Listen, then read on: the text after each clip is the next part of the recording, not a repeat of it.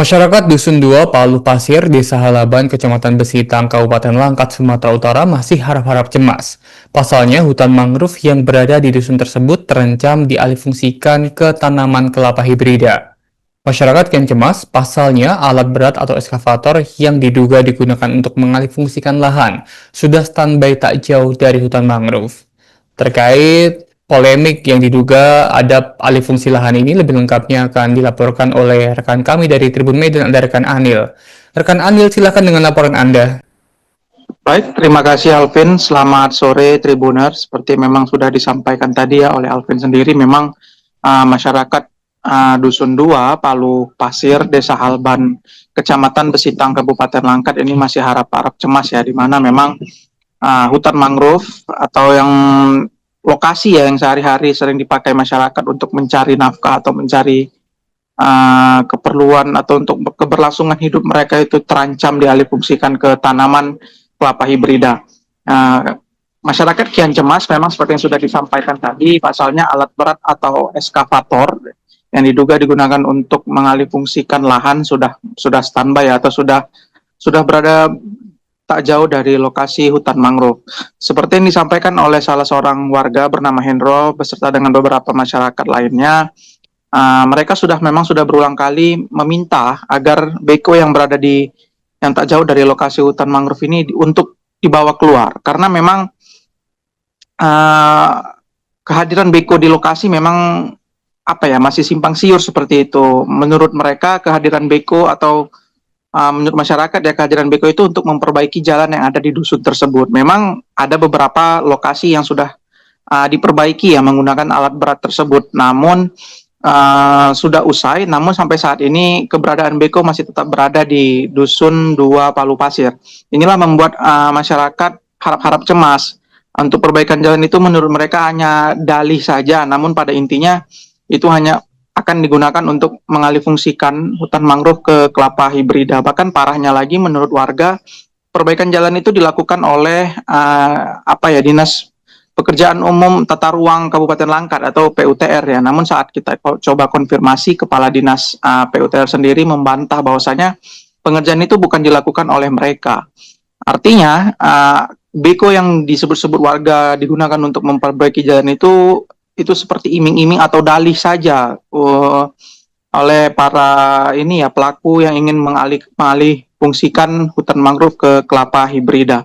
Seperti diketahui, memang kondisi eskavator saat kita berada di lokasi itu berada di dalam kawasan hutan ya, dan sudah jelas memang secara umumnya alat berat yang masuk ke hutan itu tidak boleh ya, karena merupakan pengusakan hutan dan ilegal jika dilakukan tanpa izin resmi.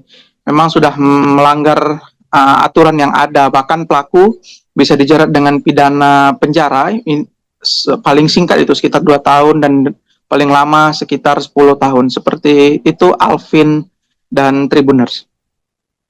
Sebagai nelayan ini menolak keras lah gitu, karena banyak nelayan di sini yang mencari makan gitu.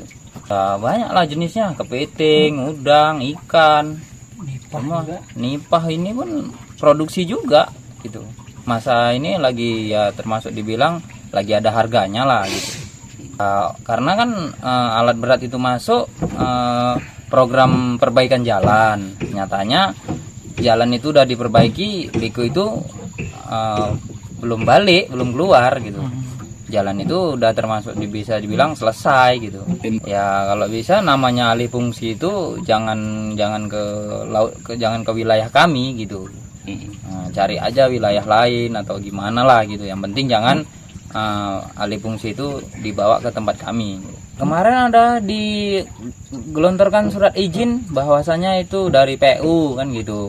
Ya udah gitu, karena untuk pembangunan jalan masyarakat semua setuju kan gitu. Nah, jangan beranggapan nelayan itu menolak gitu.